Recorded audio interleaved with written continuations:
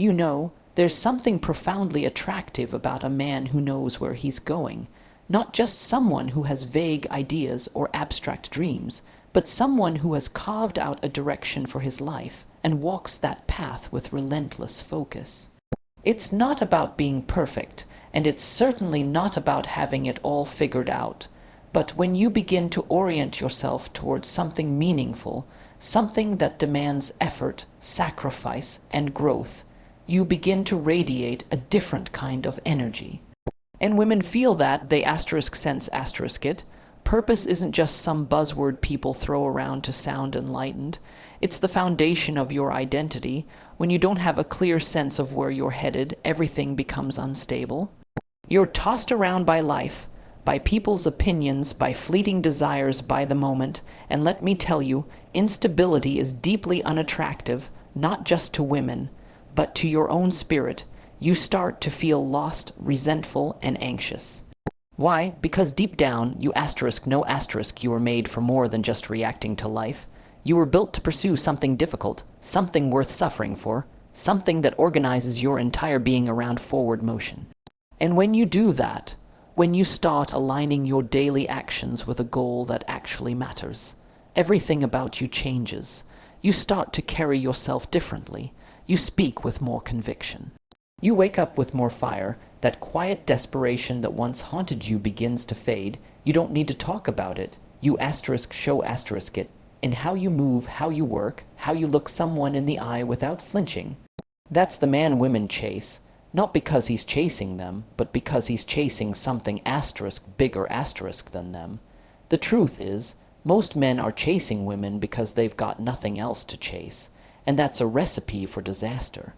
You become needy, clingy, easily shaken by rejection, and your entire emotional stability becomes dependent on how some girl feels about you that day. It's pathetic, and women sense that too. They sense when a man is orbiting them instead of orbiting something greater. That's when the dynamic collapses. You become the chaser, and she becomes the one running away. But flip that dynamic. Start focusing on your mission, your health, your career, your values, your vision. And suddenly, you're no longer orbiting anyone. You've built your own gravity, and gravity pulls . People, especially women, start to notice. They see that you're moving with momentum, that you're not desperate for their attention, because your cup is already full. You're not trying to be validated. You're trying to build . And there's nothing more attractive than a man who builds, who works, who refuses to stay stagnant. That doesn't mean you become emotionally distant or cold. It means that the centerpiece of your life is not romance, it's responsibility. And when you take that seriously, when you start showing up in the world as someone who aims at what's meaningful and bears the weight of that with pride, women will chase you, not because you ask them to, but because something in them recognizes the strength in you. And that strength, that's earned through discipline, through failure, through staying the course even when no one's watching. It's built in the quiet, in the dark, in the daily grind. So if you want women to chase you, start by chasing your damn potential. Everything else follows. Confidence. It's not arrogance, it's not bravado, and it's definitely not loudness. Confidence is something far deeper, far more grounded.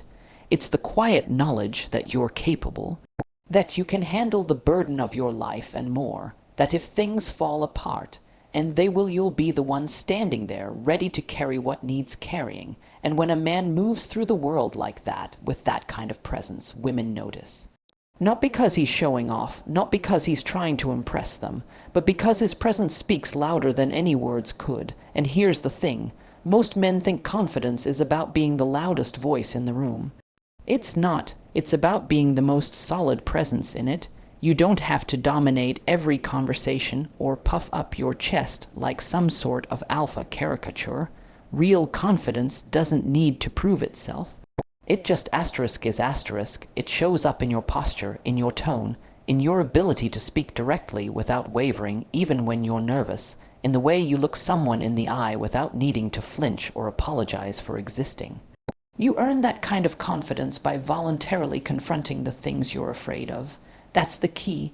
If you avoid discomfort, if you hide from conflict, if you let fear steer your choices, then you will always feel like an imposter in your own skin.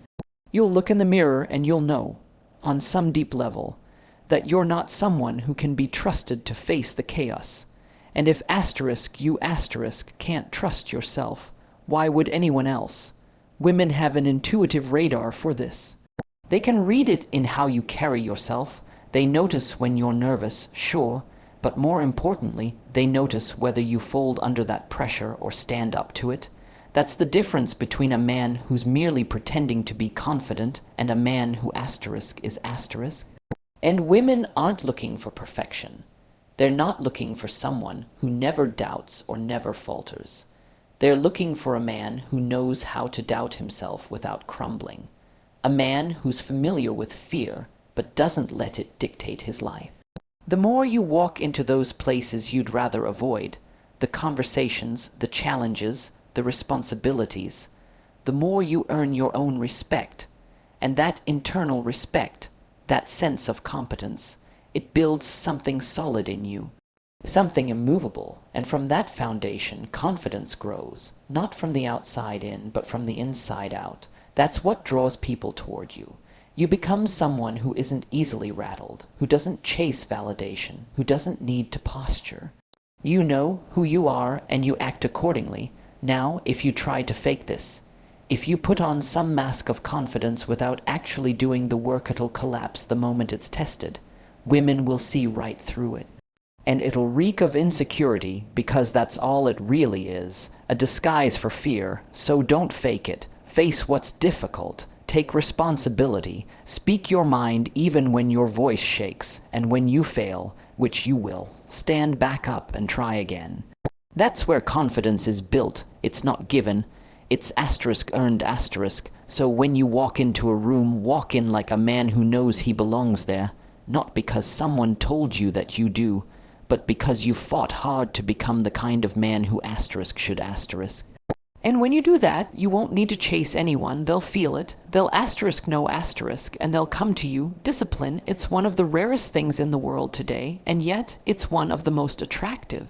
Not just in the superficial sense, but in the deep, primal, biological sense. Because a disciplined man signals strength, stability, and control. And those aren't just desirable traits. They are necessary. Necessary if you want to be the kind of man women are drawn to, and more importantly, the kind of man who can carry the weight of a meaningful life. When you build discipline, you're telling the world and yourself that you can be trusted. You can be relied on. You're not a slave to your impulses. You're not constantly seeking the path of least resistance. You've chosen, voluntarily, to do what's hard, consistently, and that kind of self-command. That kind of personal order, that's rare, that's admirable, that's magnetic. Start with your body. It's the first frontier. If you can't even command yourself physically, if you can't push through when you're tired, resist when you're tempted, or endure when you're in pain, how do you expect to build anything substantial? You can't lead if you can't even lead yourself. So you train, you eat right, you sleep like it matters, not because it's trendy, but because it's foundational. You respect your body not just to look good, but because discipline in one domain bleeds into every other domain. And it's not just physical, it's mental, emotional, spiritual. It's about how you respond when someone insults you, when life throws chaos at your feet. Do you spiral out? Do you lash out like a child? Or do you breathe, hold your ground, and choose how to respond like a man? That ability to choose your response rather than be dictated by your reaction. That's emotional discipline, and that's incredibly attractive. Because women, whether they admit it or not, are drawn to men who can anchor them. Men who can remain calm in the storm, not robotic, not emotionless, but grounded, present, steady. You can't fake that. You have to earn it. You earn it through repetition, through failing, and then getting up again with more resolve. You earn it when you show up every day, even when no one's watching, and especially when you don't feel like it. That's when discipline is forged. On the days you'd rather quit and you don't, you go to the gym anyway, you study anyway, you speak the truth anyway, and in doing so, you begin to shape yourself into someone solid, someone reliable, someone that others can feel is different. That changes the way women see you, because you stop being just another guy who talks big but folds when tested. You become rare. You become the man who others look to, and women, again, whether they're fully conscious of it or not, are biologically tuned to find that irresistible. Because it's safety, it's leadership, it's the opposite of chaos, and in a world where chaos is around every corner, you standing there with order and strength. That's like a beacon. They don't just want it. They respect it, and here's the paradox. When you build discipline for yourself, it ends up drawing others toward you. You're not doing it to impress anyone. You're doing it because it's right, because it makes you stronger, because it puts you in alignment with who you're supposed to be, and that alignment, that's what attracts everything worthwhile in life. So if you're still wondering what you need to do to make women chase you, the answer isn't out there, it's within. Discipline yourself, master yourself, become the kind of man who doesn't need to chase anyone, and watch how the world responds. You've been taught that if you like someone, you should show it. That if you want her to stay, you need to constantly let her know how much she means to you. Give her attention, be available, be responsive, be eager. That's the story, but it's not the truth. Because the moment you make someone the center of your emotional life, especially before they've earned that place, you begin to unravel your own value. You become too accessible, too predictable, and far too dependent. There's a kind of power in holding back, not as a game, but as a natural byproduct of having a full life. When you're completely available to someone at all times, when you're always texting, always calling, always needing to know what they're doing or how they feel about you, you're not offering love, you're offering pressure. You're asking for validation. You're saying, I don't quite believe I'm enough, so I need you to reassure me constantly. That's not attractive, that's exhausting. Now contrast that with detachment, not emotional coldness, but a deep internal sense of completeness. Detachment doesn't mean you don't care. It means you're not needy, you're not clinging, you're not chasing, because you've already built something inside yourself that doesn't require constant reassurance.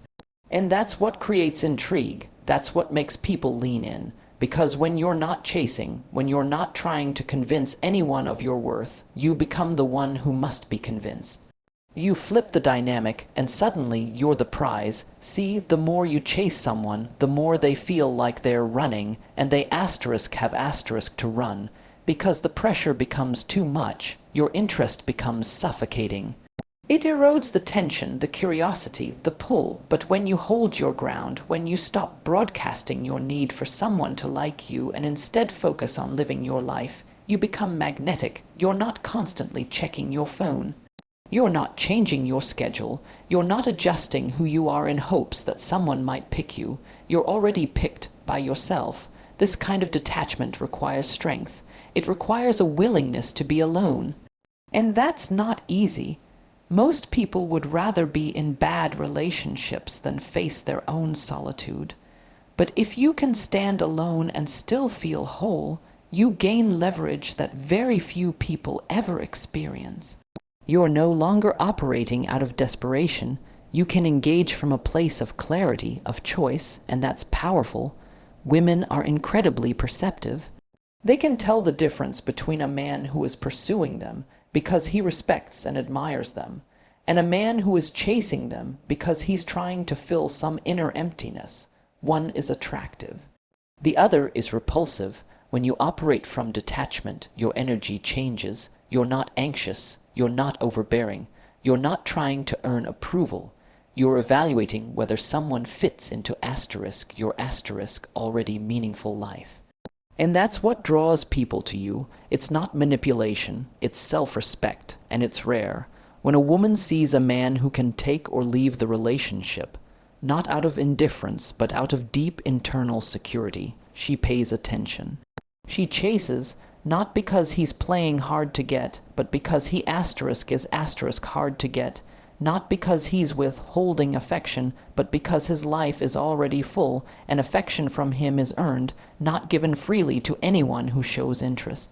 So if you want to be pursued, stop pursuing, create space, pull your energy back, live a life that's so engaging, so full, so purpose-driven that your attention becomes a gift, not a plea, and then you'll notice something shift.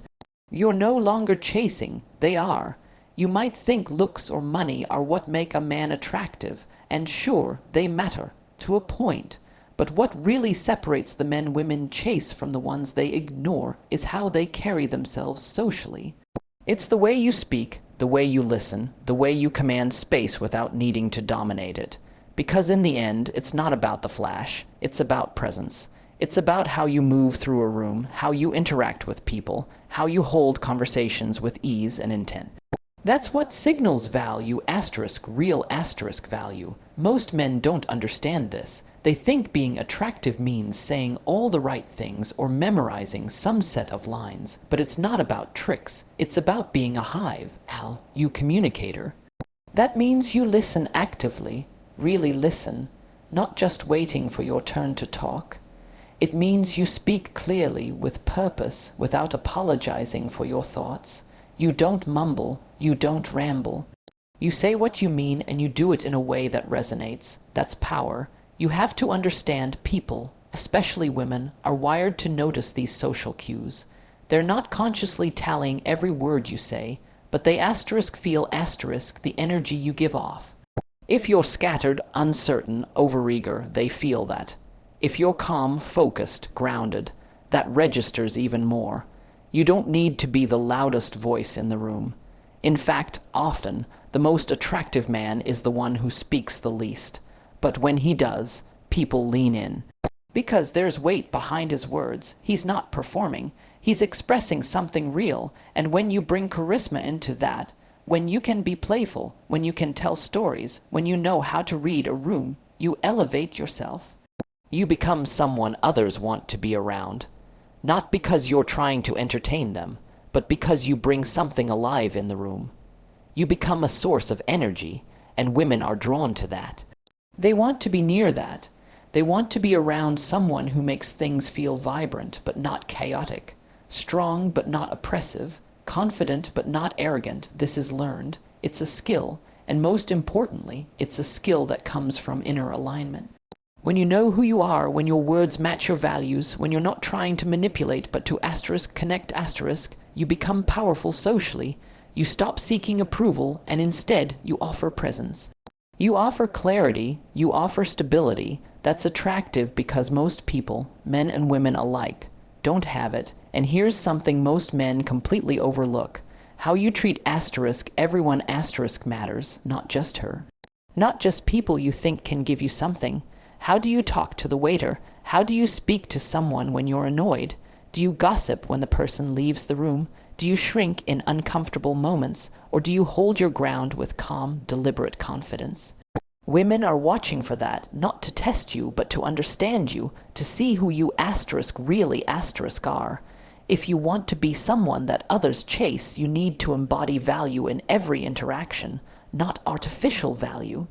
Not a mask, real value, the kind that shows you can lead, you can listen, you can carry a conversation without steering it towards self-promotion.